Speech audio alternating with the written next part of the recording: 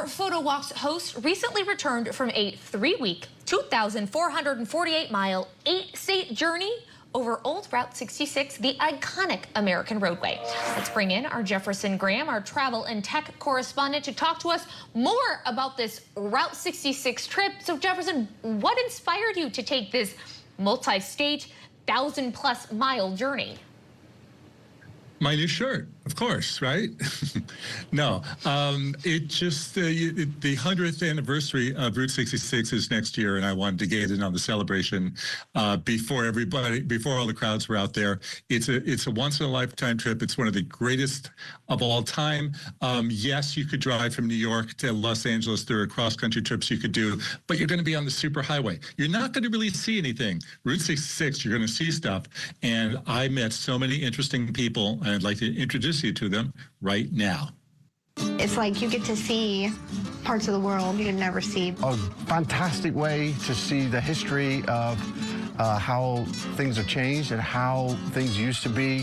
Route 66 still represents this unique journey that provides you with a connection to like real America and the people that provide these experiences that you can't replicate anywhere else. So you can stop in a diner, you can go into a little small town museum or stop at some really weird looking attraction to try to learn its story, and you're going to get an experience that doesn't exist anywhere else.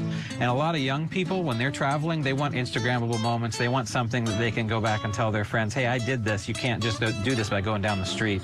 Plus, it still has that romantic allure, especially if you take the entire road from Chicago to Santa Monica. The landscape changes.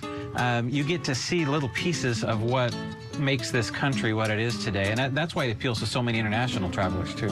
For me, the goal, of course, is to see all of the world's most photographable places, and Route 66 and all those small towns really fit the bill, right? With the 1926 to 2026 centennial around the corner, I wanted to go out on the open road and celebrate the Mother Road, America's first highway. The road that encouraged people to begin motoring and heading west in their Model Ts back in 1926. However, Route 66 was passed over in the 60s and 70s for the superhighway. How's it faring today? Here it is. It's time for Photo Walks. All righty, who'd like to share some pie with me? What do you say, Stephanie? Well, I feel like the pie that you get in those like little diners along roads like Route 66 and those smaller highways, it's just unlike the stuff that you can get in maybe big city restaurants. So what was the favorite thing you ate when you were on your Route 66 trip? I had a chocolate milkshake that I really enjoyed, and so that was pretty cool. And then the oatmeal pie at the Rock Cafe in Stroud, Oklahoma, with a Klondike bar on top of it. How's that? A Klondike bar on top of a piece of pie. That is certainly an indulgent dessert. What about favorite sights you saw along your 3-week journey? This is the #1 question I get. My favorite sight was being on the open road, watching the world change mile by mile. The journey is what is the greatest sight.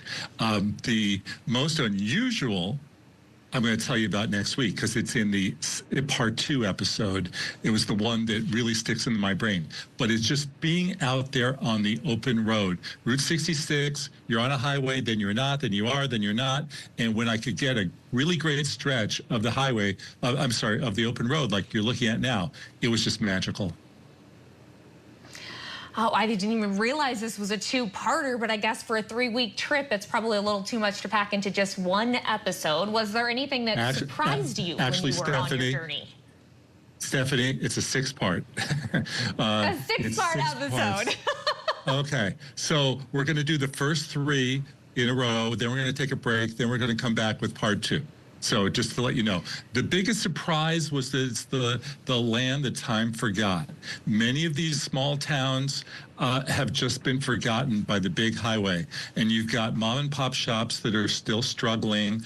I saw a lot of abandoned motels and restaurants that were very sad, but I also met some people, Europeans and Asians, who are just enamored with the whole idea of old America and old Route 66.